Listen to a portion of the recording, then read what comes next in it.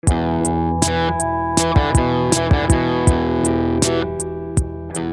to the Latin American Perspectives podcast. My name is Alexander Scott. I am your host and a member of the Latin American Perspectives editorial collective. We have a very important show for you today, where I had the pleasure of talking with two of my longtime friends and academic mentors, Sarah England and Alfonso Gonzales Toribio. Today we discussed their new issue of LAP, Latin Americans Seeking Asylum in North America, as well as the general history of U.S. immigration and asylum policy, and the recent crisis of immigration enforcement and deportations we have been facing here in Southern California.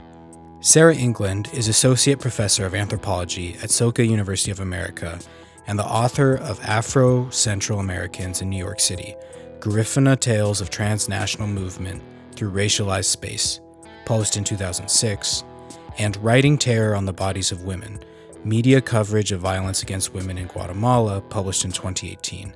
She has served as an expert witness in asylum cases since 2012.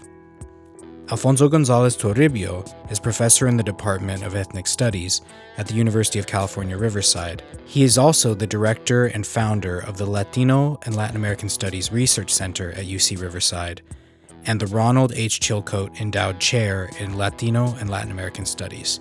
He has been a long-serving community organizer, immigrant rights advocate, and expert witness in asylum cases.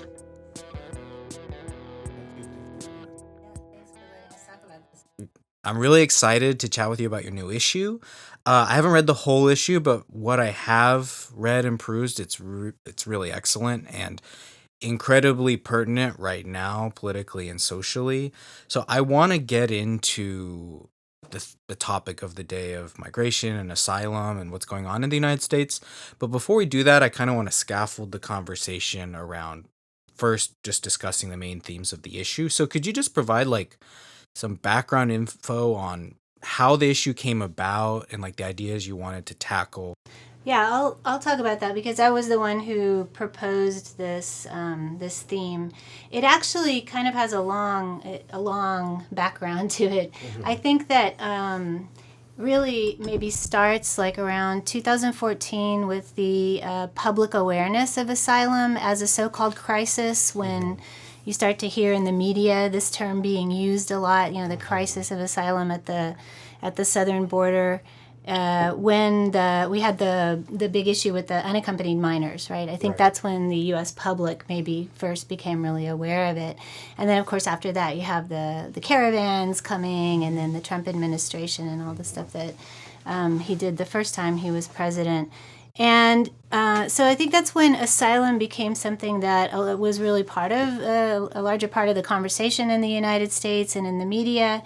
But a lot of the coverage in the media doesn't explain really well what asylum is, how does one obtain asylum, why are these people coming. The dominant narrative, I think, really, because at that time it was mainly people from Central America, and it was usually had something to do with the gangs, right? So there was this perception that there's, these Central American countries, for reasons that aren't fully explored all the time, are just violent places, and people are trying to leave, and they're coming through the southern border without giving a lot of history or explanation. I think more recently there's been a lot more discussion of that, but at first it wasn't. A lot of images of kind of gnarly, cholo-looking guys with face tattoos in the media, just they're fleeing this really violent, dangerous place. That's all the discourse seemed to be, right? Right, without really explaining the U.S. role in creating that.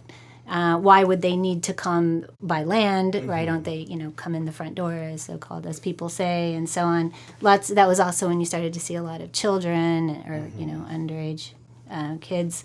So in any case, at the same time, a lot of academics, I can't say exactly for how long, but for a while, a lot of people like us, right, who are social scientists or who work in Latin America or in immigration, had been being asked to serve as expert witnesses in these asylum cases. So asylum had been, these cases had been going on for way before the media really caught on to this so-called flood of people seeking asylum. And a lot of us were being asked to do this asylum work, which involves writing a country conditions reports and kind of crafting our understanding of the conditions in the country to the legal arguments that are necessary in order for someone to get asylum. And it was becoming something that I think a lot of us were getting asked to do, so many of them, that some academics, it's what we do, right? We do it as a service, but we also, of course, start analyzing it, right? Like, what exactly is this? There are some people who analyze the dynamics in the courtroom, for example, or what are the legal arguments that need to be made, and how does that correspond or not correspond with our own understanding as academics of these processes, which tends to be much more nuanced and complicated than the legal arguments, and why were judges denying cases or giving asylum, and so on. So this started to be a topic that I was noticing people were talking about at the Latin American Studies Association conference. So in 2019, I proposed a panel to actually directly talk about the work of expert witness testimony. So it actually ended up being a double panel in which the first session was more, analyzing, for example, what do we mean by gender-based violence? How is that, or is that not accepted as a criteria for asylum? And then the second part of the panel was more of a workshop, right, where people would sit around and share, what their experiences were, advice, things like that, right? And so after that, then I actually proposed this as a special issue. And then COVID happened, and for other reasons, things kind of got backed up, so it took a while for it to actually manifest.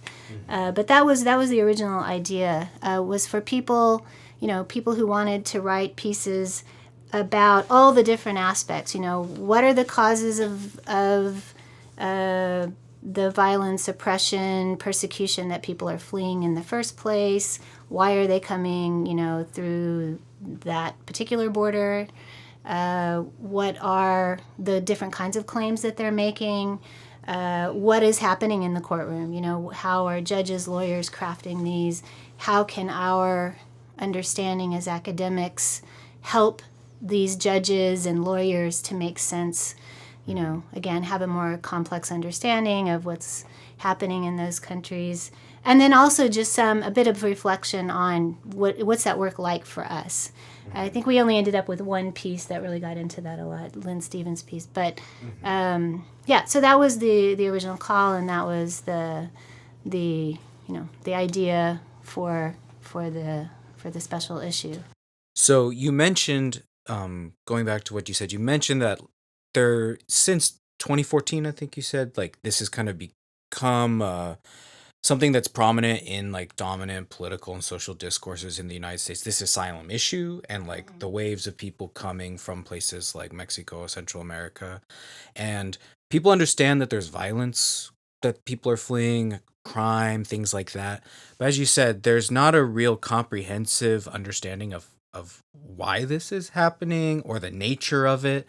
And this is a topic that we talk about a lot on this podcast, but this issue of neoliberalism and political economy. So I just would be curious to unpack, we don't have a ton of time, but if we could unpack the impact of political economic processes that have to do with neoliberalism and the expansion of militarization and the security industry in Latin America, and how this has really influenced and conditioned this issue that we're facing now. Neoliberalism in Central America, specifically El Salvador and Guatemala, was born on the back of the civil wars, right? It's the 1980s. The civil wars in the 1980s, peace accords in 1992 in El Salvador, 1996 in Guatemala. There's before and during the civil wars, you have import substitution, industrialization, and you have the militaries in those countries really having a lot of investment in state ownership, and the political elites are vested in state ownership.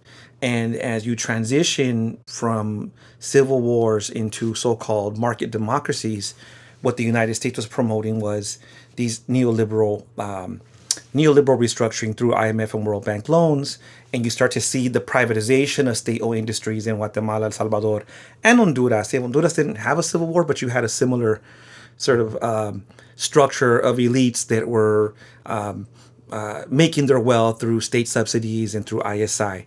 And you have these privatizations, and you have the emergence of a new capitalist class in the northern Central American countries of El Salvador, Guatemala, and Honduras.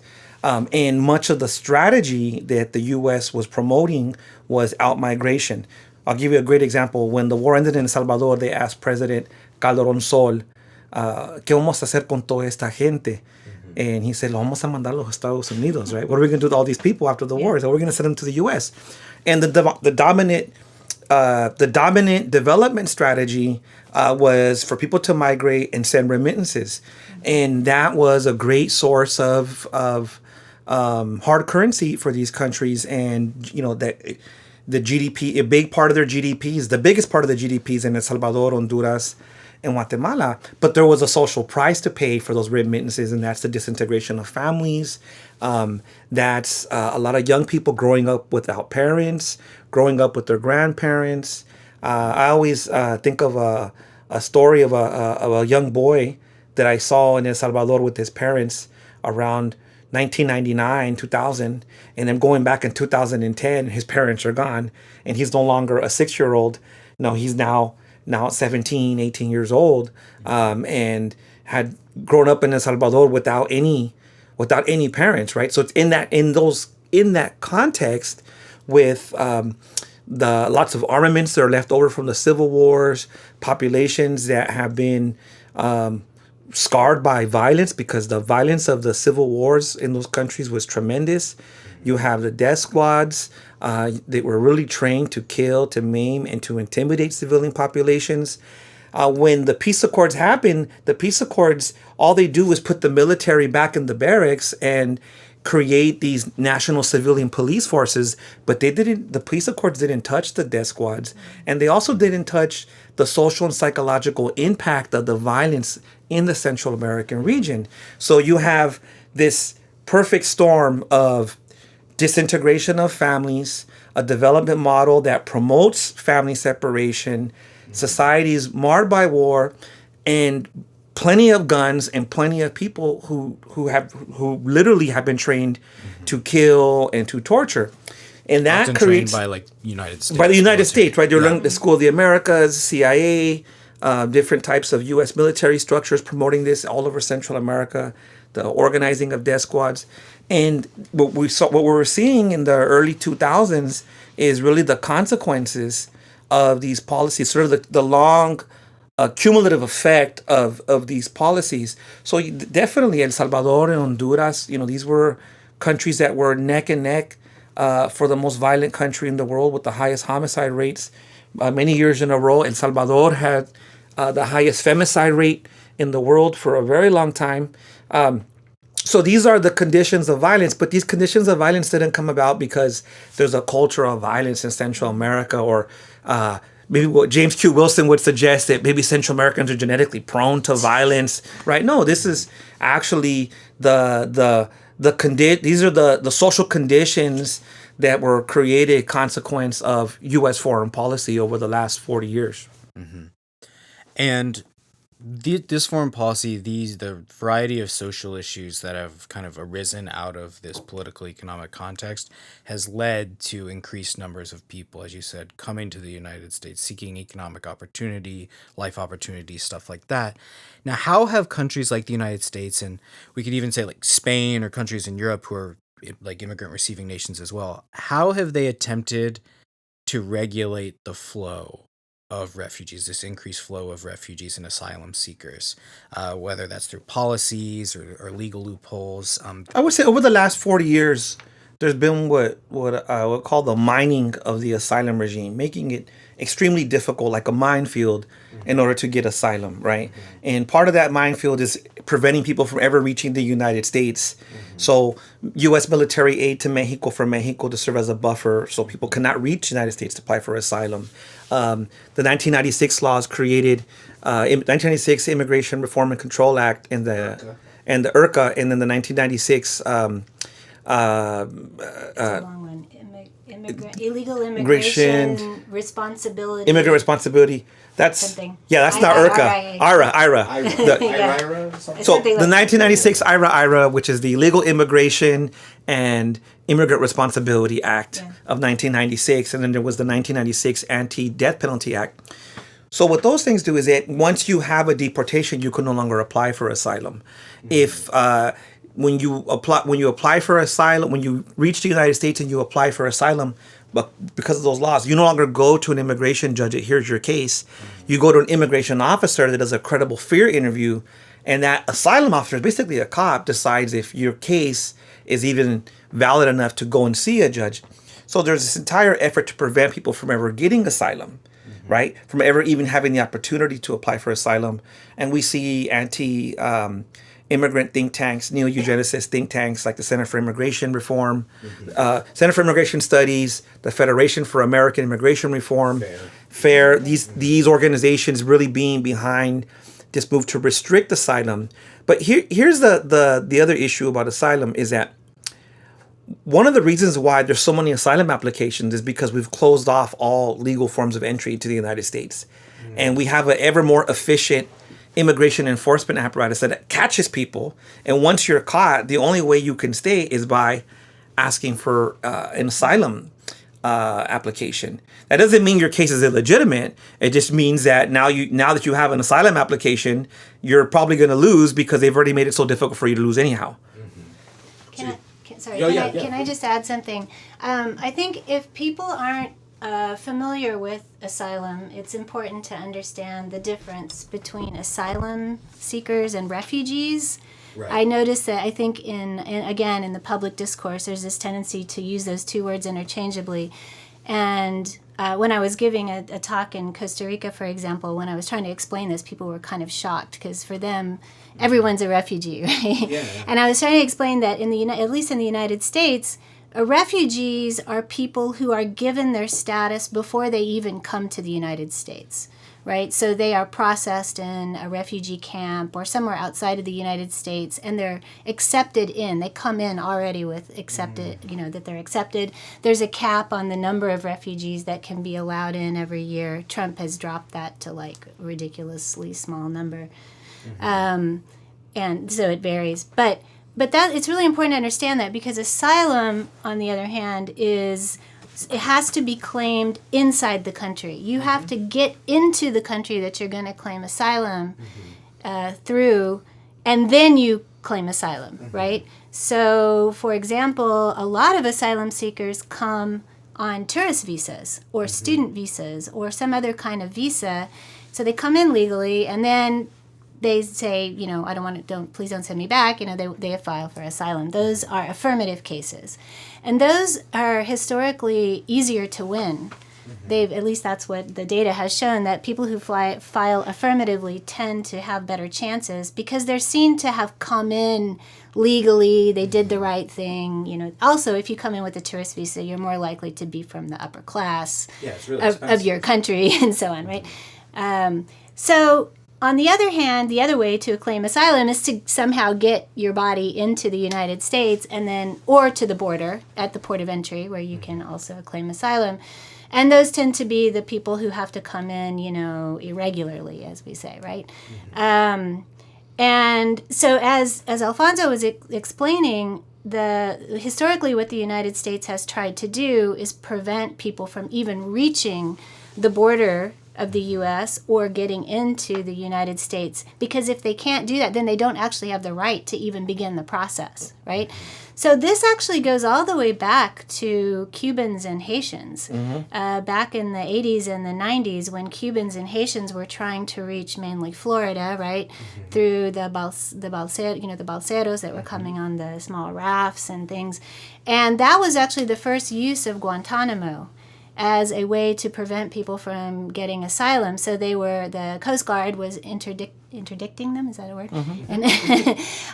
And before they could even reach land, and then in the 90s under Clinton, they were sent to Guantanamo, because Guantanamo is this perfect limbo space where it's run by the U.S. military, but it's not U.S. territory, so they didn't have the right to apply for asylum there. So that was one of the first uses of this idea of preventing people from even reaching the space. From what I understand, what ended up happening was most of the Cubans, I think they were there for something like 9 months, and they eventually did, most of them, get asylum, whereas the Haitians were sent back. So there's a lot of literature that discusses the asylum as it relates to Cubans and Haitians, and how race obviously plays a role also in who is eventually sort of given a pass to get in and who isn't. But anyway, that history is, that's even before the Central Americans are coming through Mexico to claim asylum in the mass numbers that got the public's attention more recently. But of course, also in the 1980s, they were fleeing those wars, the civil wars that Alfonso mentioned. So even back in the 80s, that's when you have the beginning of the sanctuary movement. There were lots of mainly Salvadorans and Guatemalans who were coming across the southern border and claiming asylum. But I guess it wasn't in the maybe the same numbers that that eventually caught the attention of politicians like Trump. But even that, Reagan was using the arrival, there were documentaries called the invasions from our southern neighbors or whatever, making it seem like we know that there's always been this undocumented movement of Mexicans as labor migrants, but all of a sudden these Central Americans are coming, and it's like a different level of invasion because they're escaping violence. They're maybe even poorer than the Mexican migrants that were coming in, and so it was seen as even more of a threat. And of course, most of those claims were denied because Reagan was financing the wars in El Salvador and Guatemala. So it would, so that's another factor in all of these asylum cases is what is the relationship between the foreign policy relationships, right? So if the U.S. is backing the regime that the people are fleeing, then it's unlikely they're going to be given asylum, because then the U.S. would have to admit that they're creating the conditions under which people are having to flee, right? So anyway, so that there's all that history even before we get to the current moment. And that is partially why I think eventually the United States starts funding Mexico, the INM, right, the Instituto Nacional de Migración de Mexico, to start doing what we're doing, right? So our southern border, the perception is, there too many are getting through, so we have to move the filter south, right? So the Mexico-Guatemala border starts to get militarized more and more.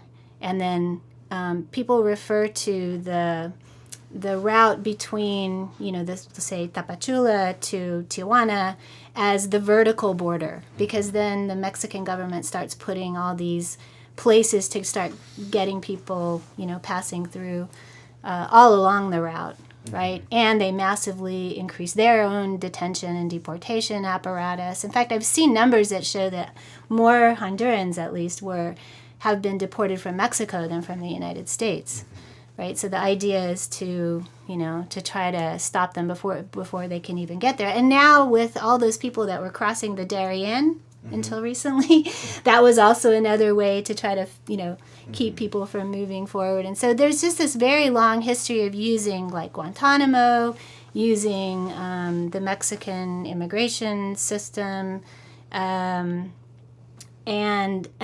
like Alfonso mentioned, also just the draconian conditions inside the United States. If somebody does manage to get through and apply for asylum, they can be detained indefinitely. So in the 1996 law, I think that was one of the provisions of the law, was that asylum seekers could be detained without being able to pursue their case outside of detention, which is very, very difficult. Right, so there's the whole kind of package is what is called prevention through deterrence, right? So trying to prevent people from getting there, prevent people from having the right to to seek asylum, prevent them from getting a lawyer, prevent them from, being outside of detention, to dissuade people from even trying, which of course doesn't work. Yeah, and there's also a geographical dimension to it, like forcing people through much more geographically dangerous zones where there's a much greater risk of harm, right? Going through the Sonoran Desert, or the what is it, the Darien Strait, or the Darien Gap? Right, like one of the most dangerous migration corridors in the world. This wasn't one of the questions I had, but I think it's interesting and important to bring up, and I've talked to both of you about it. So it's funny, like, hearing all this, because if you just listen to like mainstream conservative media, like whenever there's a liberal administration in power or Democratic Party administration in power, it's like the borders are wide open, people are just coming through.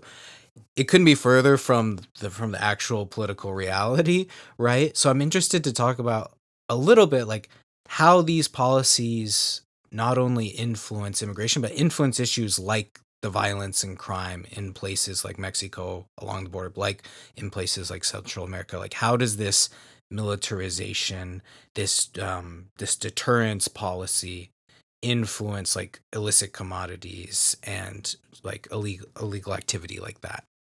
I don't think we could limit it to just like the U.S. military aid. Right. So it's not just U.S. military aid going to Mexico. So the U.S., through this package called the Merit Initiative in 2008, sends $3 billion to Mexico to fight the war on drugs. And then there's CARSI, the Central American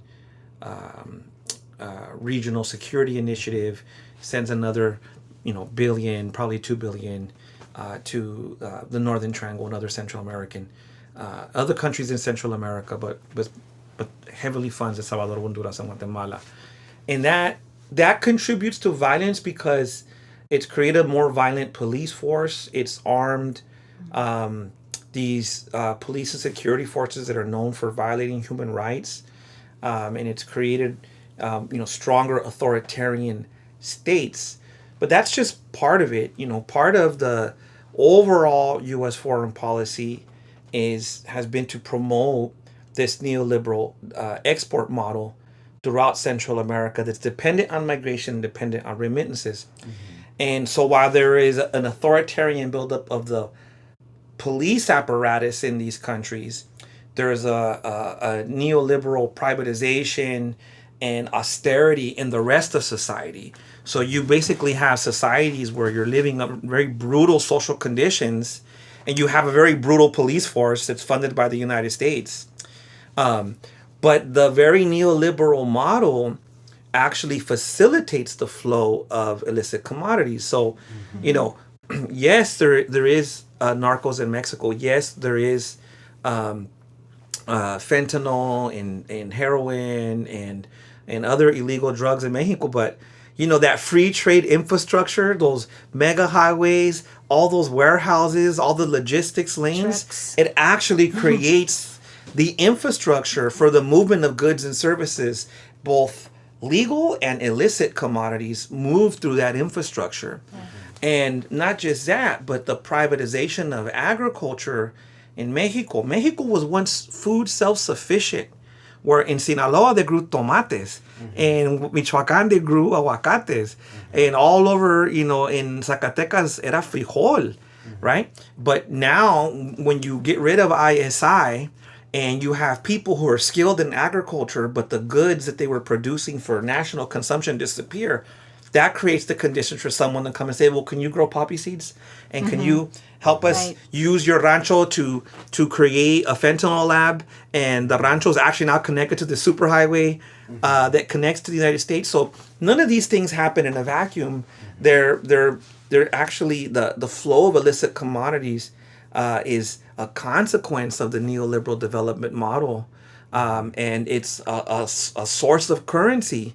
And when you have illicit commodities that produce so much wealth, and you have a circulation of dollars, and what is money? Money is capital that can buy other capital, right? It's like, that's what money is. It's capital to buy capital, right? And you have the circulation of currency produced on illicit commodities that really disrupts and corrupts societies, right? And that's part of the depth of what's going on. It's very difficult to address that just through military aid. In fact, one of the things I show in my article is as U.S. security aid goes up in Mexico, the violence actually gets worse. You get more homicides, and you get more asylum applications as a product of not just the military aid, but the broader economic model. And I think I just want to add, that also this idea of security is a really interesting word, because whose security, right, is being paid for. So a lot of people have pointed out that, of course, the more you make people's immigration and mobility illegal or irregular, the more they themselves become commodities to be moved, right? I mean, so for example, the whole idea of the coyote used to be that the coyote was like your uncle from the village who, helped. It was like a tour guide, right? They got you through and so on. And now, of course, the more that people's movement becomes seen as criminal, and they're denied visas to pass through Mexico legally, which they used to be. Like Central Americans used to be able to pass through Mexico relatively legally, right? They could get a visa, or the Mexican state really wasn't, paying much attention to them. Then they could pass through without too much problem. But the more that they set up these, places to detain and deport them, the more that they are denied visas, then the more that the real traffickers step in, which are often the narcos, and then the migrants themselves become mercancía. That's how people, when I was interviewing Hondurans, that's how they would often refer to themselves, as somos la bodega humana, right? Or the human warehouse, right? That we're the mercancía. And so then all this crime against the migrants increases. They're raped, they're kidnapped, they're killed, they're robbed, etc. So then the U.S. or these international organizations say, okay, we're going to give money for security because there's all these human rights violations. But then, as Alfonso explained, that just actually increases the amount of weapons and the amount of violence and the wars between these, private security forces or government security forces and the organized crime and so on, which then just increases the levels of violence. So it doesn't, all this security apparatus is not making anybody secure, but it's another way of making money, right? So it's part of the military-industrial complex that is making lots of money in the U.S. I'm assuming a lot of the weapons that these,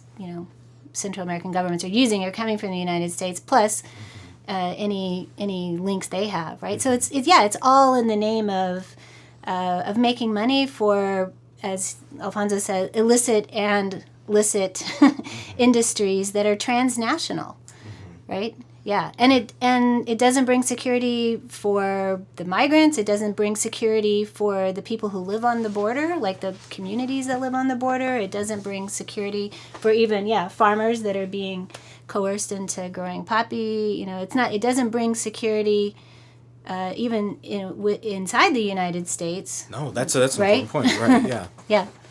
But it creates the security for U.S. hegemony in Latin America. Yes. Right? So the U.S. providing police, military aid, and training and ideological indoctrination to the security forces of Latin American countries, like that has been the central way that they've been able to maintain dictators in power, from Pinochet in Chile to the dictatorship in El Salvador of the early the 70s,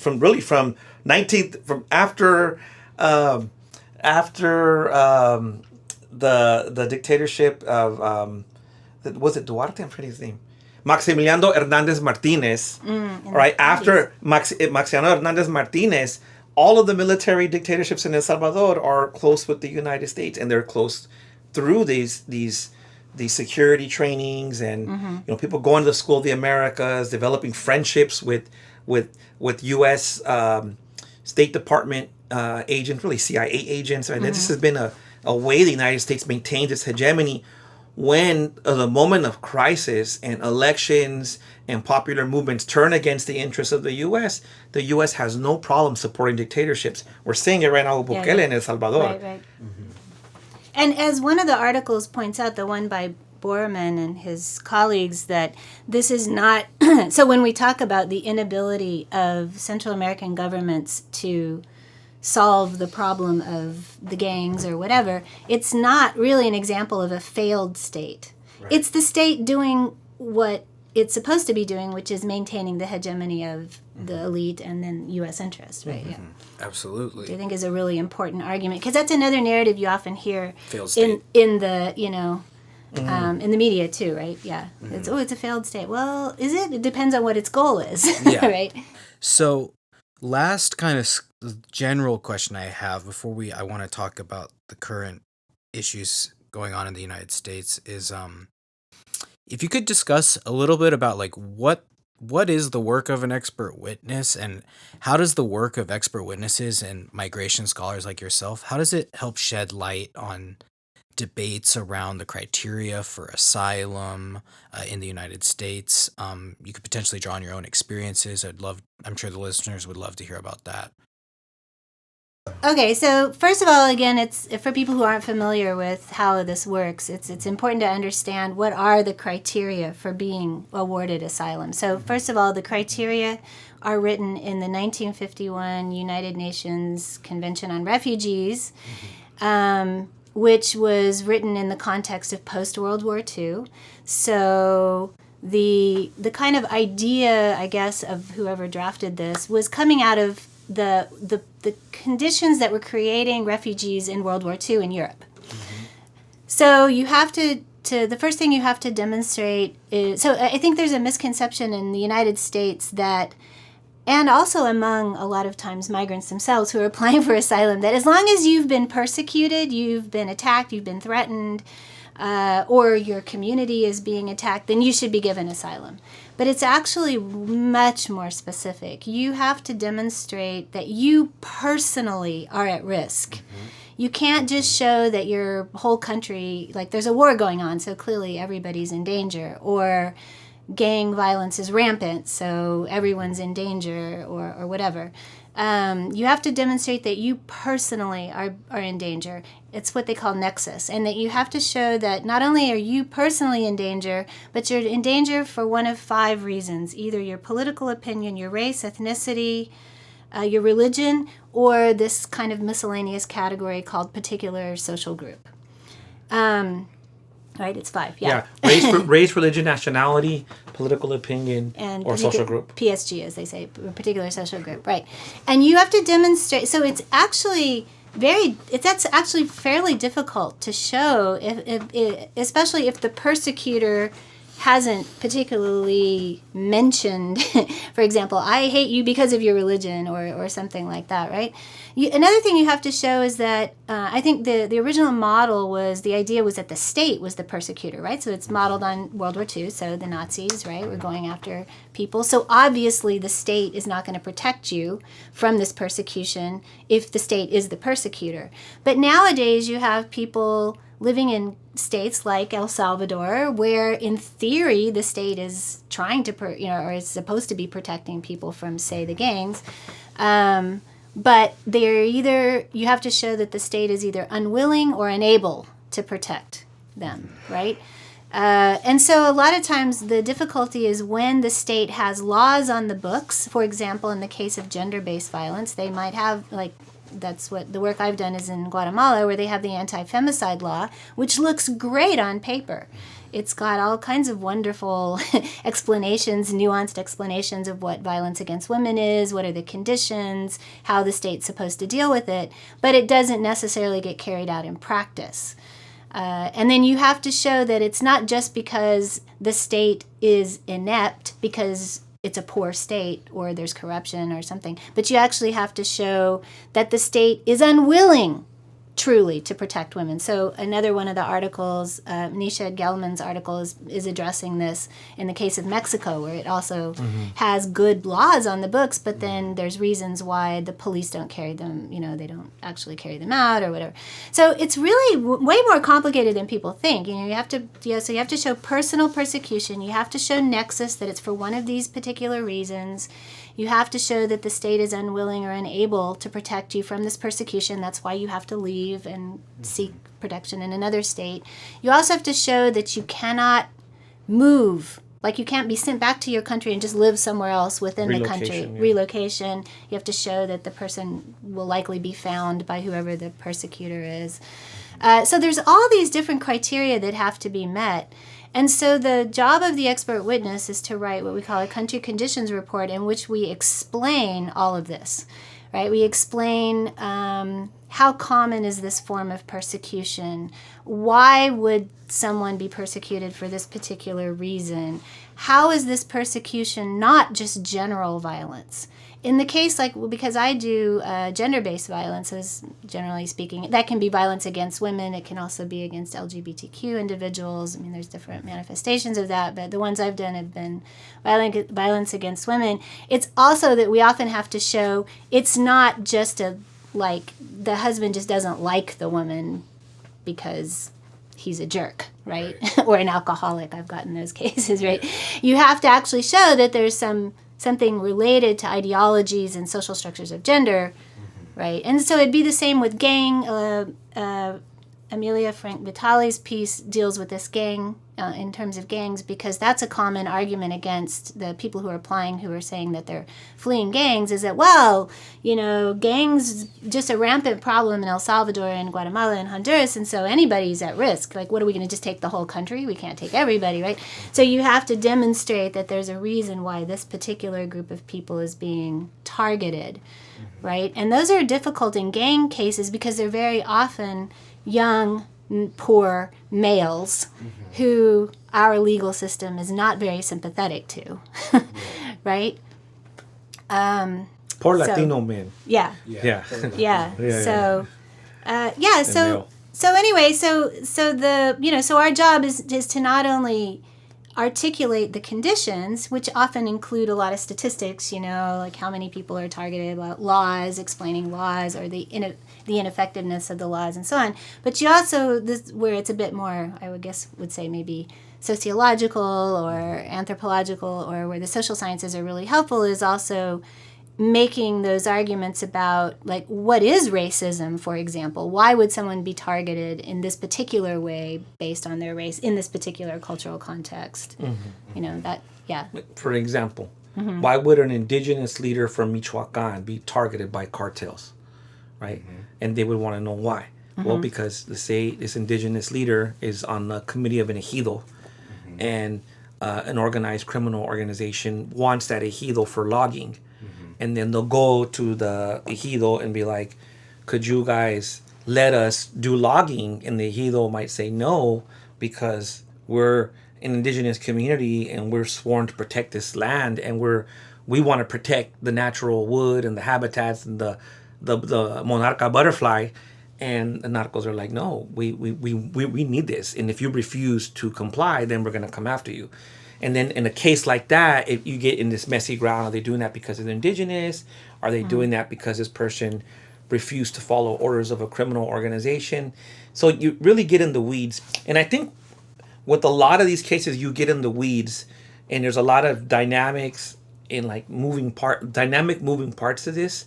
But the essence of it is that the DHS attorneys are there to deny everyone. Their goal is to deny every case. So you might have this really strong case of an indigenous leader that's fighting extortion and defending the land, and they don't care. They want to deport this person because, unlike affirmative hearings, immigration court is adversarial, and people go to immigration court. They don't have attorneys. So oftentimes, or they're not appointed an attorney, right. And if they can't afford an attorney, they defend themselves. And if you're working through a nonprofit, sometimes you'll be, or just on a volunteer basis, that you'll be their expert and they won't have an attorney. I mean, I've seen those in a few cases. It happens more often than we think. There's a lot of people, they call it pro se when you defend yourselves. And a lot of people don't go to court with an attorney because they're not appointed one. But the overall essence is to deny. And over the last 40 years, be it laws against Cubans, practices that were developed against Haitians that were actually the inspiration for the 96 laws, because what they were doing to Haitians was completely illegal, and statecraft, ad hoc policies like gunning them down with water hoses, fire hoses, shooting them with fire hoses with the water cannons to prevent them from reaching the U.S. shores. Right, because once they get their foot on the land, they can apply for asylum. So those were inspirations. That was inspiration for the kind of policies that we're seeing. But the essence of these policies has been to prevent people from being granted asylum, to prevent them from getting a legal foothold in the United States. And we have to ask ourselves why. Mm-hmm. Yeah, but it's varied by, there are certain countries that the U.S. has been very generous with asylum, right? So again, it goes back to foreign policy and the current interesting Trump. Well, they're refugees, not asylum seekers, but giving refugee status to white South Africans who are fleeing the genocide of white South Africans. In air quotes. Yeah. Genocide. This is an audio show. We have to. In air quotes. Right. We have to say. That's maybe sort of bizarre sounding, but there's been other examples like that, right, in the past. Yeah. So the essence is to prevent people from coming in and to justify U.S. foreign policy. Right. So for a minute there, the undesirables. For a minute there, Venezuelans were winning 40% of their cases. Right. That's not happening anymore. Not anymore. Yeah. And the Venezuelans that were here with asylum, a lot of them, their cases were administratively closed. Now they're coming after them. Yeah. Maybe that's a good segue to talk about what's happening now. I don't know. Right. Yeah. So to segue into talk about what's happening now, the first Trump administration presented a new direction and strategy for U.S. immigration and asylum policy to a certain degree that was really highly controversial and contested 8 years ago when this all started.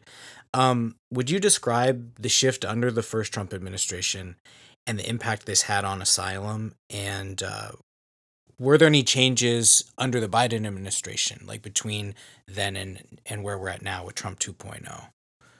Well, I think we can both answer this, but one of the first things that Trump does under his attorney general, there's the guy from Jeff Sessions, right, is a matter of AG, and I'm forgetting. There's a couple attorney general positions under Sessions that make it extremely difficult for women to process gender-based asylum claims, or matter of AB.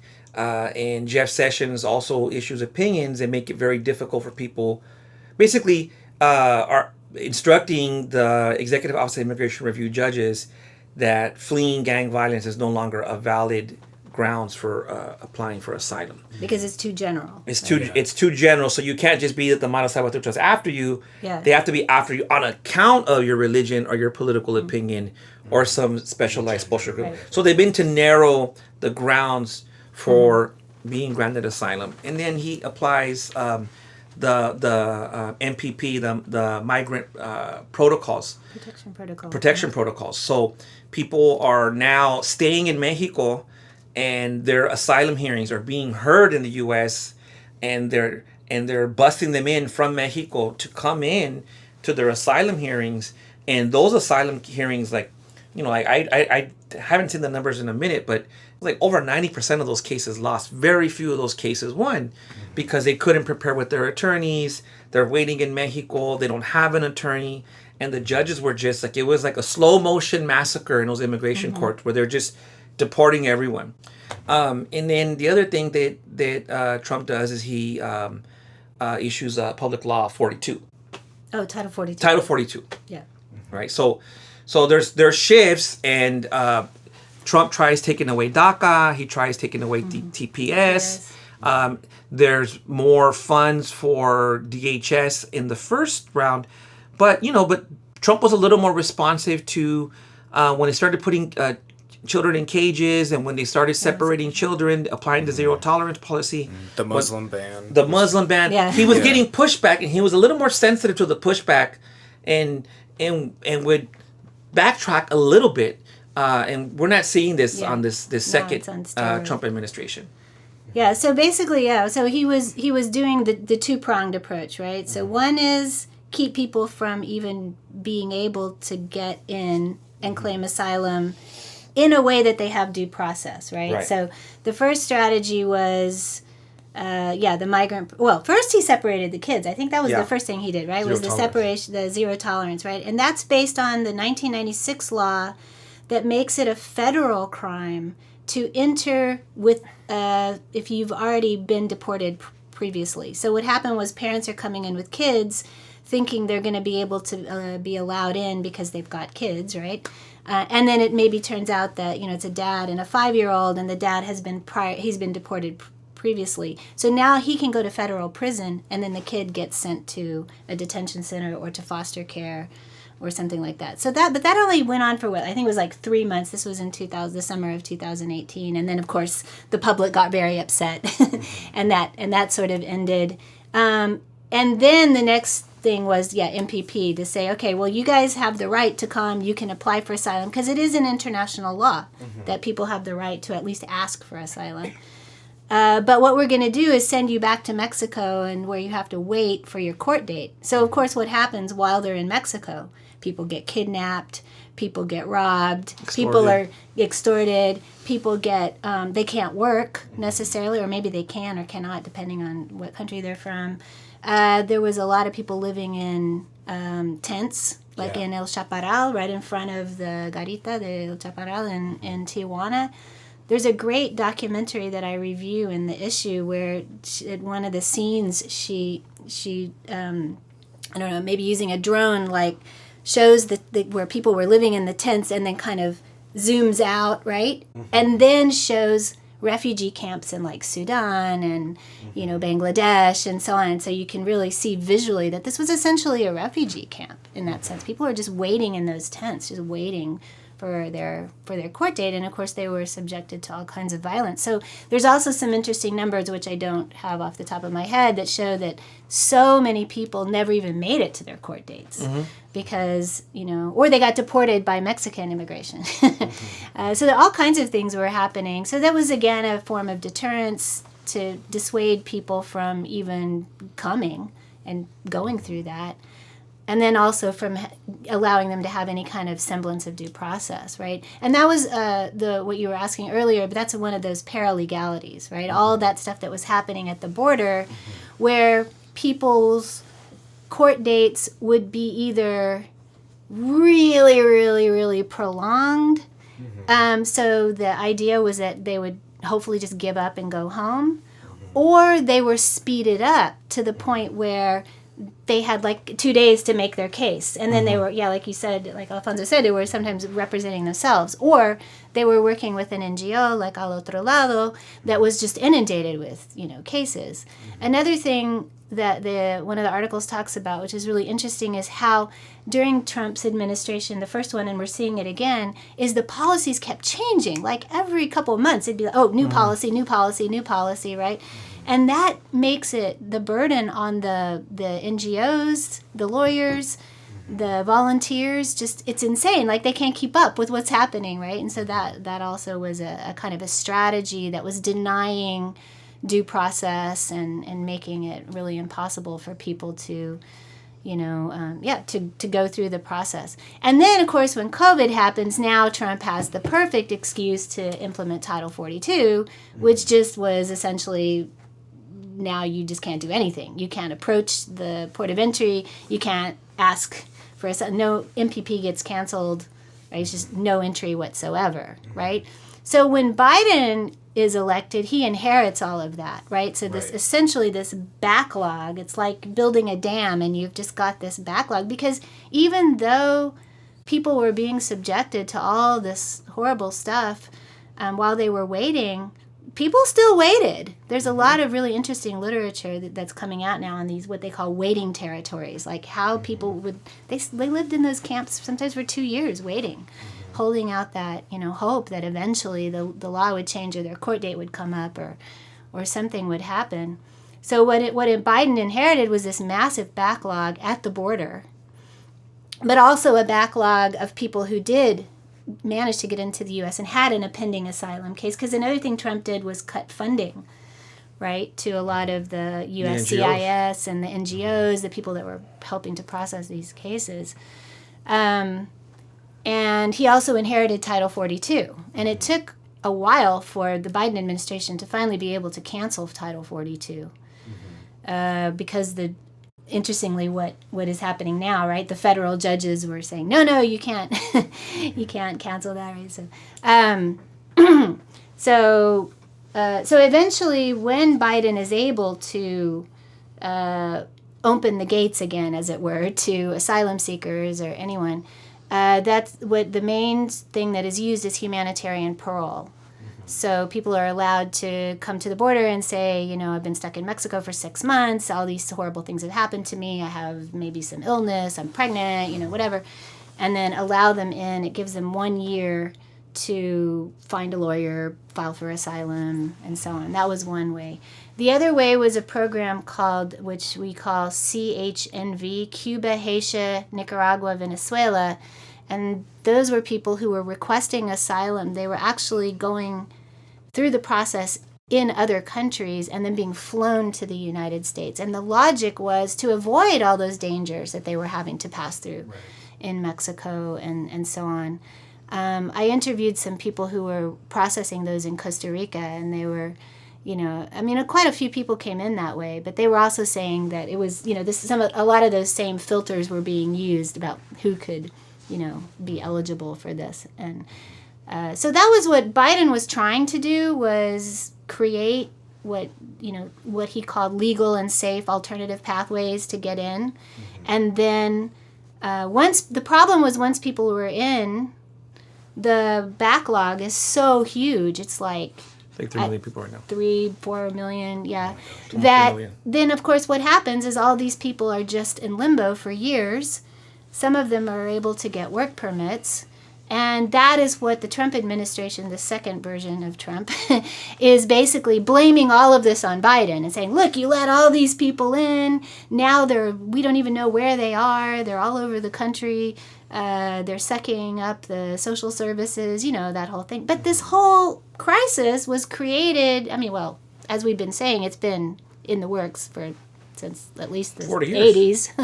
But Trump, by creating this backlog, really contributed to it, And so at the very end, when during 2024, the election year, Biden was, I think, having to give in to a lot of the rhetoric that the Trump campaign was saying, this is all Biden's fault, this whole crisis, there's too many people coming in, and so on, and started limiting the number of people who could apply for humanitarian parole per day. Using the CBP1 app, right, where they had to go in an app and, apply to get an appointment. And then so by the time Trump gets elected, the number of people coming in had massively, gone down. But the media didn't ever really talk about that, so. No. People didn't know. Yeah. And it is important to bring up that, in the 2024 election, the Democrats did cave to that pressure, taking on the conservative discourse about we need to do something about immigration because political polling showed that was an important issue. But it's interesting because now that's completely flipped, where if you look at political polls, it's like a number one issue for the majority of Americans that they're upset about with the Trump administration, with what's going on like recently. So it's interesting. Is the deportation. It is like people are very upset about how they're handling deportation. Right. And it's interesting that the Democratic Party took the conservative path. So it just kind of points you shouldn't really stack all your cards just based on polls like that. Right. Yeah. Well, the Democrats bring about the 1996 immigration laws. Those were signed under Clinton. Absolutely. The first border wall was created. Operation Gatekeeper was created under Bill Clinton, and If you listen to the Obama administration, with Trump portrays the Obama administration as like this, like bleeding heart liberal administration that let all immigrants in. No, Obama had families in detention. Obama was saying no parole, no bond for. They were arguing this in court: no bond for asylum seekers.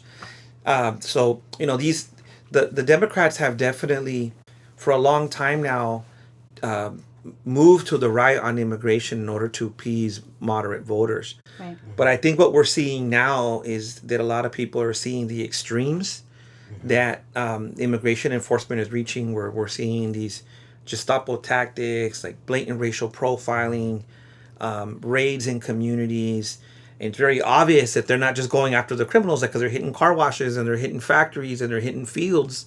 And now there's, people are questioning I don't think just Trump, but questioning immigration enforcement tactics more broadly. What are the political and ideological underpinnings of the Trump administration's immigration regime? Because we've talked a lot about policy, the political infrastructure, how both liberal and conservative administrations are guilty of having a kind of draconian approach to immigration policy. But you and I, Alfonso, have talked about this a lot. There is something maybe unique about the Trump administration with regard to the ideological underpinnings, or at least amplified compared to like historical administrations. So I'd be curious to hear your thoughts. We're at a very interesting moment in which the Trump administration is sort of setting us back in terms of racial politics more broadly, setting us back 100 years. I mean, they're literally appeasing to images of manifest destiny. They're talking about invading Mexico. There's sort of this abandoning of soft power in the international community and this return to brute force. And when you return to brute force and you abandon soft power, you need a way to justify those acts of brute force. And this is when you see historically racist ideologies like eugenics come onto the scene. Remember, during the age of classic imperialism, that was the height of the so-called racial science that said that whites are genetically superior to non-whites and have a right to conquer and subjugate non-whites. Now, this is stuff that we're seeing in the 19th century that average people would think are disgusting white supremacist ideas, but these ideas are making a comeback, and they are actually being sort of reasserted by the Trump administration. And when you look at his advisors like Steve Bannon, Stephen Miller, the Center for Immigration Studies, people who came out of these right-wing think tanks, these people are white nationalists, and what they want to do is that they are concerned with the demographic transformations in the United States. They are not just concerned about immigration. That's why they're going after birthright citizenship. That's why they're denaturalizing naturalized citizens. And they are concerned about the demographic transformation in the United States. And for these folks, keeping white numerical dominance and the hegemony of whites is actually more important than what is good for capitalism, because the policies that Trump are doing, the tariffs, the crackdown on agricultural workers, the crackdown on service workers, this is actually not in the interest of capital, right? So there's sort of a right-wing collectivist state project here that is using the state to secure a certain type of racial politics that goes against the interests of capital. My colleague Morel Brooks, and we call that the relative autonomy of racism, right? That even though racism and capitalism grow together, there's a point in which racism is no longer in the interest of capital, but it takes a life of its own, and it advances policies that actually contradict the interests of capital, because capital wants undocumented labor. Capital wants people in the fields. And I always remember this quote from Milton Friedman, which I disagree with. And Milton Friedman says, illegal immigration is good as long as it's illegal. Because if it's illegal, we don't got to provide any type of state funding. It's just illegal immigration. It's cheap labor, right? And what they're doing right now is actually goes against the interests of capital. And if you look at it with the tariffs and you look at it with the sort of shifts in Trump's economic policies, it's actually a very scary time.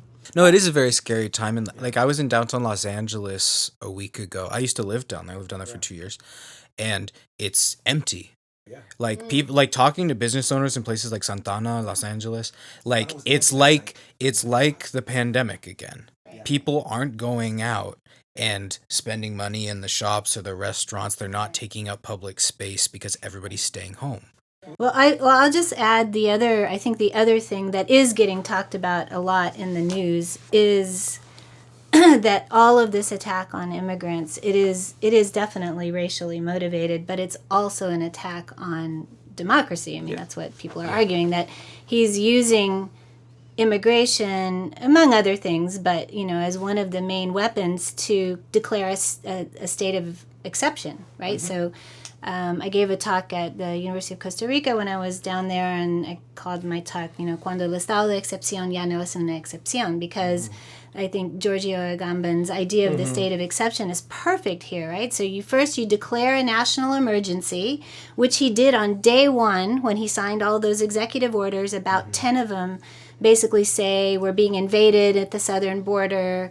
The Tren de Aragua, the Mara Salvatrucha are invading our cities. Our local police force are overwhelmed.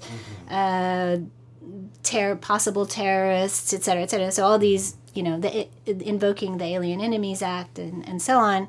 And also there's a declaration of mass influx, which, as I mentioned, was actually not true because just before Trump came in, the numbers of people coming across the border had already massively reduced because of what Biden was doing. But in any case, he declares all these things to declare a state of emergency, to give the executive branch extraordinary powers. So all these things can be that Congress normally has to approve or not, can just be, bypassed. And then the second step is his other idea of the bare life, right? So you take people who have some rights and then you strip them of those rights, right? So we're seeing the stripping of due process. We're seeing immigrants who had rights to some social services. Those are being taken away. I mean, taking away birthright citizenship is one of maybe the ultimate stripping of someone's right before they're even born to basically to have a citizenship. I mean, some of those kids, if they're not citizens of the United States, then where are they citizens? That's going to be unclear, right? Making it so that people are afraid to go to work. They're afraid to go to the hospital. They're afraid to go to their immigration court proceedings because they might get picked up, right? So one of the things that people said immediately was that he was taking all of these people who actually are here legally, so people with TPS, people with DACA, people with humanitarian parole, that special program for Cubans, Haitians, Nicaraguans, and Venezuelans, all of these different categories of people who are actually entered the country with the permission of the United States. They were fingerprinted, that DHS knows where they live, etc.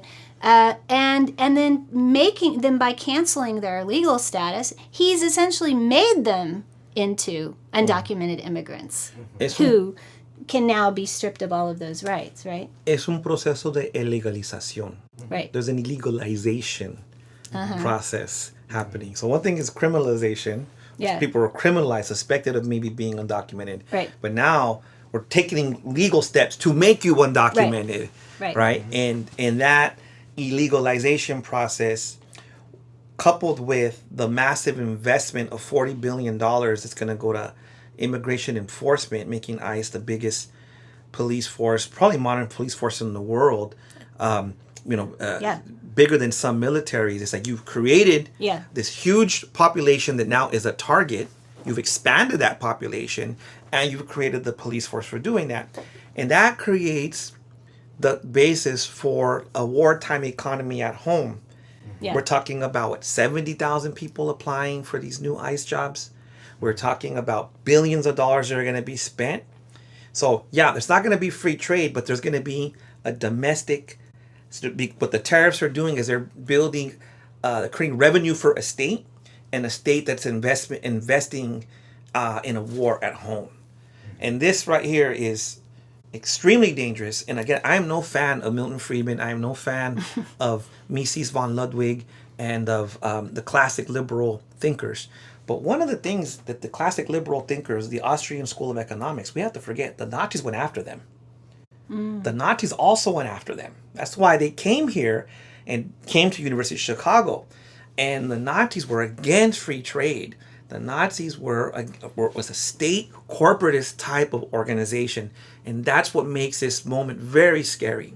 When you see the dominant classes have a political configuration that gives up on neoliberalism as a state project and moves towards this statist authoritarian economy, when that has happened, atrocities that has set the condition for the mass atrocities that we saw after World War II. And unfortunately, when you see the writing on the wall, the political writing on the wall, we're heading in that direction in terms of configuring a police state and a wartime economy that has no respect, not just for civil liberties, but throwing down, violating the Refugee Convention. Because what are the principles of the Refugee Convention? Non-refoulement. We can't send you back to a country to be persecuted. That's the window. Non-discrimination. That the Refugee Convention applies to all people. They're saying it doesn't apply to brown people. That's what they're doing in practice. Right. And the other principle, non-refoulement, non-discrimination. There's another one. Due process? Non-refoulement, non-discrimination. But the whole was that the post-World War II rights regimes are under attack. And let's not forget, why are those post-World War II rights regimes here?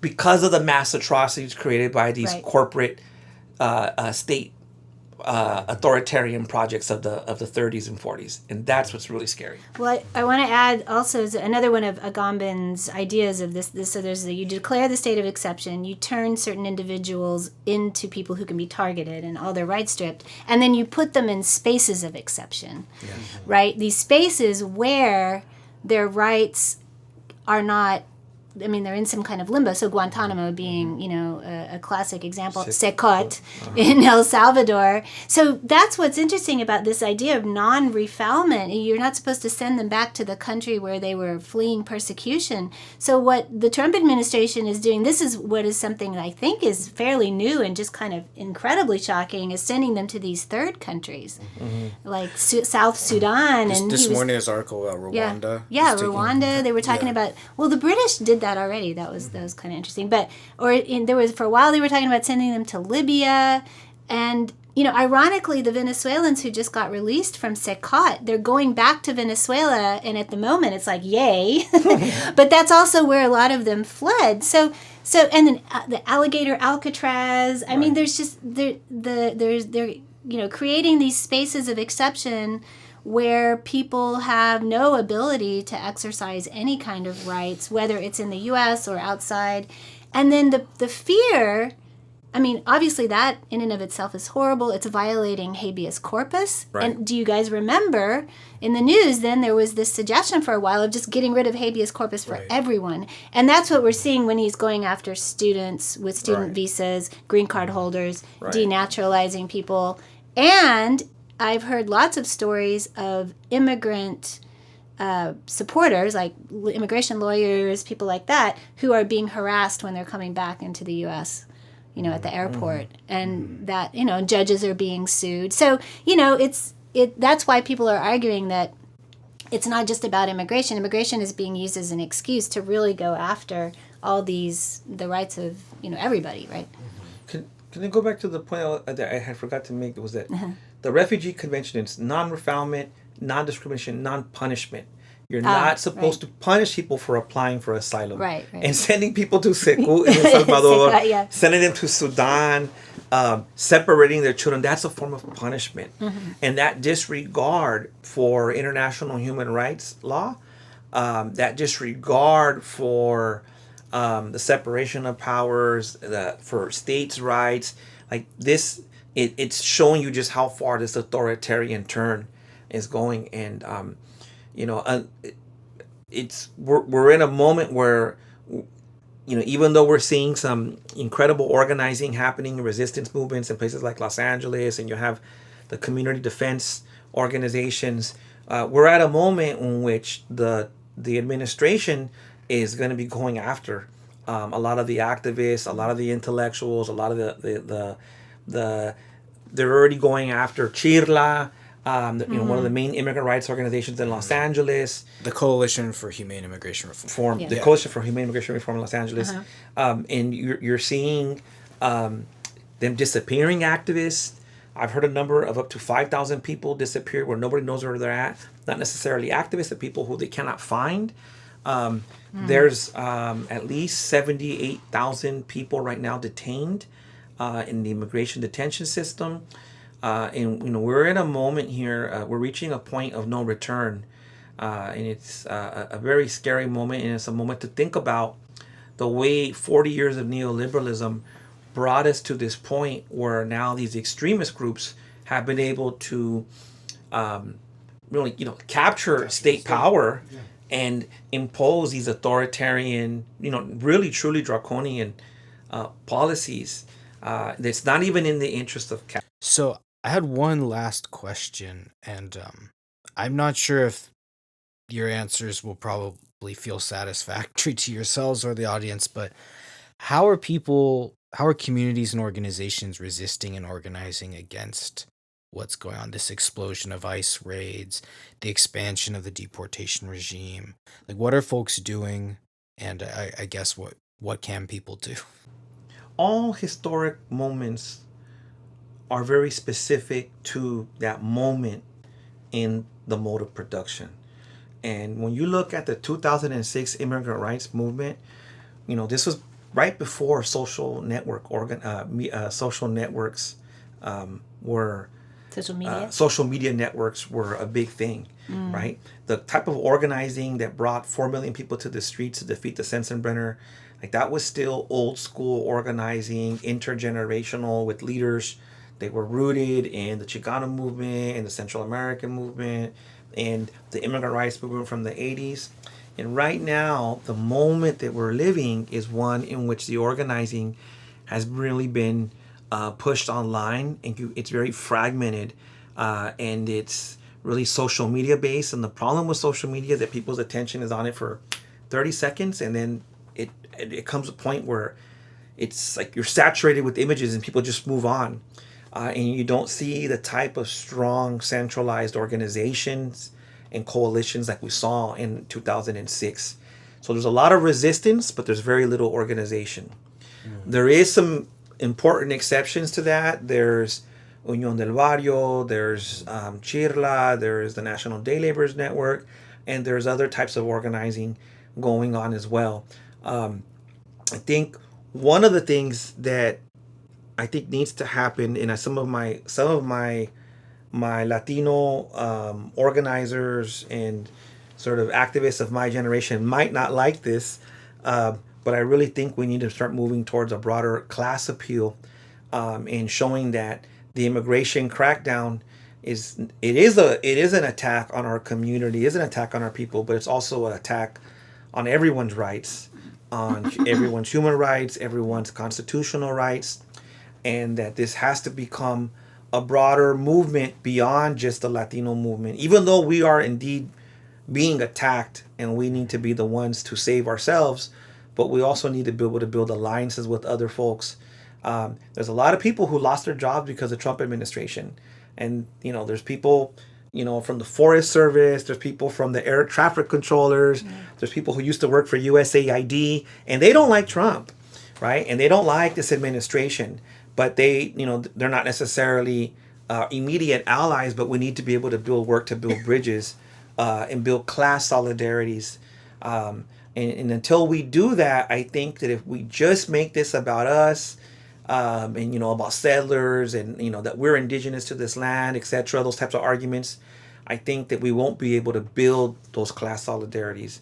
And that's something that has to be done. Do you want to add anything, Sarah? Yeah, no, I like that argument a lot. And it's interesting because we had this conversation the other day in Dana Point, right? Mm-hmm. Where we are located right now is a very white, wealthy area. Southern Orange County. And I'm not from here, by the way. Yeah, but where we're sitting think any of us are. in this office, but where I live, Yeah. And the No Kings protests that have been happening here have been growing and growing and growing. But it's this very kind of more older white. I'm assuming liberal-ish or have become liberal. I'm not sure if they were originally. So I think you do see that. And, they're out there for all kinds of reasons, right? Not necessarily because of immigration. But I think you're right that there's a lot of possibility for people to see how it is a package deal, right? It's not just your, your one friend, who's being persecuted or something, that this is a much larger thing. I think what's really interesting also are these groups that are, I know this happened under Trump 1.0, but maybe it's expanded that, to alert people to the fact that ICE is in your Rapid neighborhood. response networks, yeah. And I think those are really interesting. So I feel like there's a lot of that going on too, but it feels very, kind of disempowering, because then a lot of times the people who are there witnessing people getting, dragged out of the courthouse, and they're trying to document it. It's similar to the Black Lives Movement, where people were watching it happen, documenting it, and then at the end of the day, it didn't necessarily change the fate of the person, right, who was being dragged out. And if it and maybe even the person documenting it ends up getting arrested, right, which we're seeing sometimes too. And I think lawyers also have always, like immigration lawyers have for a long time been at the front lines of all this too. Trying to do as much pro bono work as they can, but it's gota a gota, right? And I think that was another thing that when I talk to people who do expert witness testimony, that's always been a frustration too. It's like, took 3 years for this asylum case to work its way through the courts, and yay, this person got asylum, but that was like one person, when really it's this much larger problem that has to be solved. And so you're out there on the front lines trying to make a difference, but it can be very overwhelming because the problem is so massive. It's so rich. Yeah. It's so wealthy, as you were saying. Yeah, the big beautiful bill gave DHS $175 billion.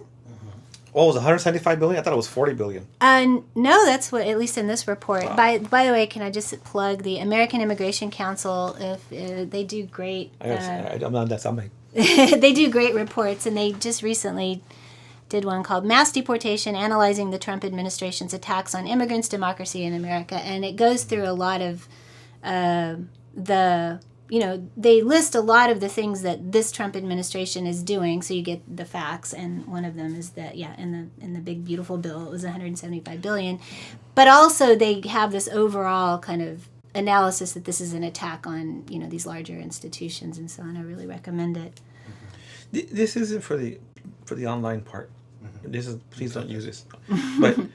But I'm hoping the internal contradictions of the Trump administration and the Epstein thing, I hope people don't give up on that, because the same way they divide the left, this is divided the right.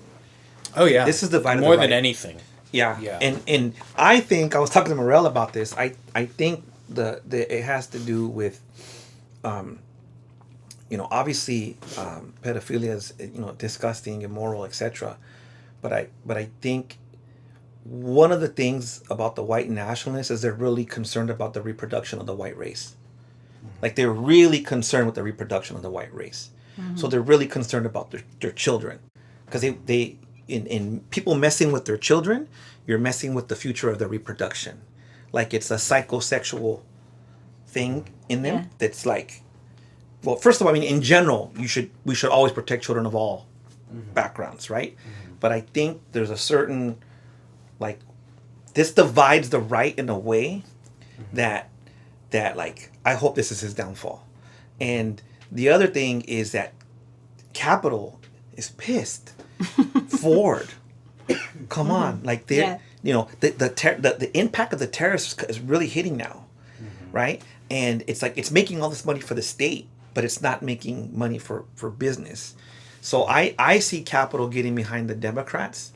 I see Capitol really supporting the 2026 election, it's going to have to be like a liberal, progressive, corporate coalition that's going to try to fight back against the Trump administration. Not that would just bring us back to the status quo, but the problem is that under fascism, we're going to start getting disappeared. And like, you can't organize under fascism, but you can, but like, at least under the old status quo, you can organize and openly disagree, and give us some breathing room to kind of reorganize ourselves. That's what I'm hoping. But that like some left coalition is going to come and beat, like a truly left coalition going to come beat Trump? No way. Those were all the questions I had for y'all, but thanks for taking the time to come down here and meet with me. It's really, really fun to get to interview two people who were my educators, my mentors from undergraduate through graduate level. And we've had a lot of these conversations before, but it's cool to kind of put it out there in the world. So it's really, I don't know, it's a privilege we get from people about the pod. And yeah, just thanks for doing this. Cool. Thank you. Yeah, thank you.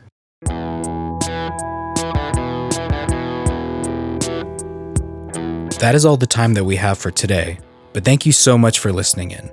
The new issue of LAP, Latin Americans Seeking Asylum in North America, documenting the crisis as researchers and expert witnesses, is available online through Sage Publishing. Check the show notes for a link to where you can access the issue. To stay up to date on new issues, articles, and podcast episodes from Latin American perspectives, be sure to follow us on Facebook, Instagram, and Twitter. And don't forget to subscribe and rate the podcast on Spotify, Apple Podcasts, YouTube, or your preferred listening app. If you're a student, academic, or activist interested in Latin America, or simply someone who wants to engage with the most in-depth and well-researched scholarship in Latin American politics, political economy, society, and culture, please consider subscribing to the journal. Our annual print subscriptions start at $74, and we offer discounted rates for students and members of the Latin American Studies Association. In a moment marked by the rise of right-wing authoritarianism, the erosion of independent publishing, and the broader decline of print and academic media, supporting journals like Latin American Perspectives is more important than ever. Your subscription helps sustain a critical space for internationalist, anti-capitalist, and decolonial scholarship. Hasta la próxima. Gracias.